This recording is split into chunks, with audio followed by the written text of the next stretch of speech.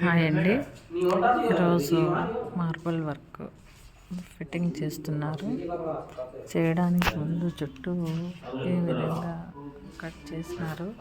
సుమారుగా 10 ఇంచెస్ వరకు కట్ చేశారు. బార్డర్ వేయడానికి గోడ లోపలికి. తర్వాత సిమెంట్, బిర్లా వైట్ సిమెంట్ కావాలన్నారు.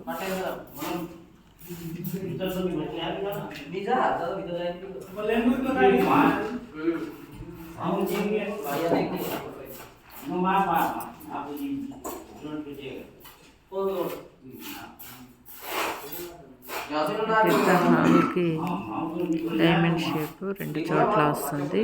మిగతా సైడ్ చిన్న పీసెస్కి గ్యాప్.